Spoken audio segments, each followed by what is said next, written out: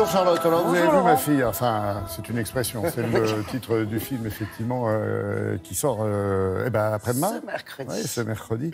Un film de Nedra Ayadi. C'est une adaptation, et c'est pas la première, d'un certain roman. Exactement, un roman paru en 65, Le voyage du père de Bernard Clavel. Puis l'année d'après, en 66, Denis de la Patelière l'a transposé à l'écran avec Fernandel dans le rôle titre. Nedra Ayadi, jeune réalisatrice, 35 ans, premier film donc, qu'on connaît comme comédienne au théâtre, au cinéma. Césarisée, meilleur espoir féminin en 2012 pour son rôle dans le film Police, excellent film de Maïwenn. Alors dans le roman initial, dans le film original d'ailleurs, le Fernandel campait un paysan du Jura qui partait à Lyon pour retrouver sa fille qui ne donnait plus de nouvelles.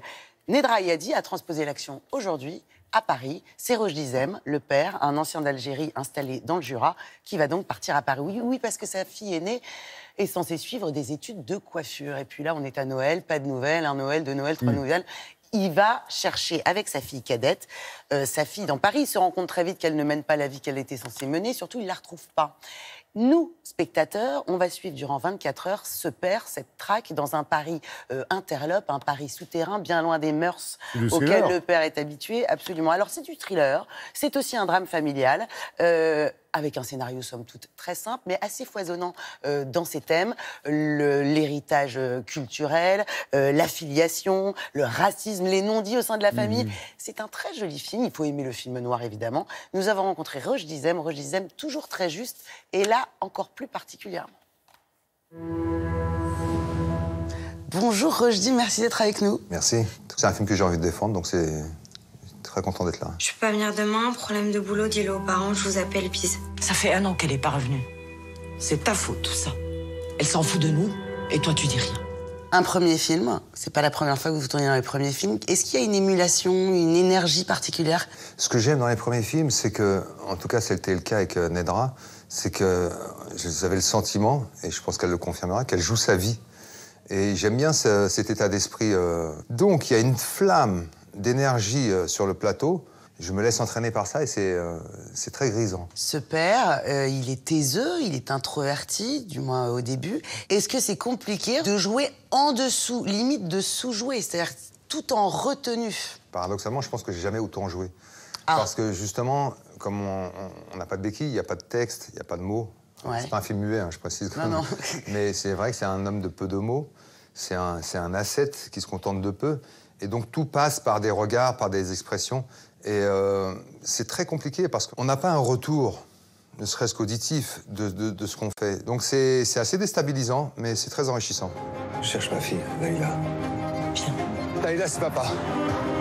Je sais pas ce qui se passe. Je suis à Paris avec ta sœur et je te trouve pas. Je suis en colère, tu m'as menti, Laïla. Je sais que tu vas plus à l'école, je sais pas ce que tu fous et j'arrive pas à croire ce qu'on m'a dit à ton club. Je veux que tu me rappelles. Des pères issus de l'immigration qui, à un moment de leur vie, vont tout sacrifier pour leurs enfants. Est-ce que vous en avez croisé? Est-ce que ça a un écho particulier en vous? Le mien, déjà, évidemment, comme beaucoup de parents. Qu'est-ce qu'on fait de cet amour qui nous a été donné? C'est un amour presque étouffant. Et c'est d'autant plus intéressant que maintenant, je me retrouve de l'autre côté. Ce que j'ai fait subir à mes parents, entre guillemets, j'y suis confronté aujourd'hui avec mes propres enfants. Et c'est très intéressant d'avoir une réflexion sur l'amour mutuel qu'on se porte entre parents et enfants. Et, en l'occurrence, dans le film, elle a besoin de devenir une femme libre. Et pour pouvoir accéder à ça, il faut qu'elle coupe le lien, le cordon. Et à un moment, le lien a été tellement coupé qu'elle a cru devenir une femme libre, mais qu'en fait, elle n'était pas vraiment libre. C'est-à-dire que le père n'a pas non plus été aussi présent qu'il aurait dû. Ça raconte aussi cette difficulté à échanger, à livrer ses émotions.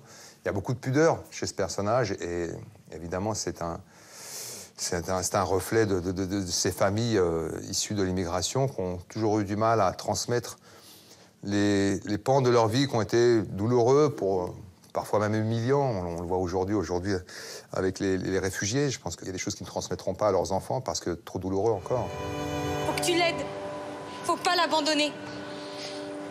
On sent que c'est pas un film de plus, comme on peut être amené à faire. On va pas se mentir. C'est un film qui sera en première ligne dans ma vidéothèque, c'est évident, quoi. Bravo Roch Dizem, merci beaucoup. Merci à vous. Merci. Voilà un joli film de genre qui sort ce mercredi. Roche Dizem, quant à lui, bien occupé, qu'on retrouvera au cinéma le 17 octobre dans une comédie, cette fois-ci de Fred Cavaillé, Le Jeu. Tout à fait savoureuse, on vous en parlera.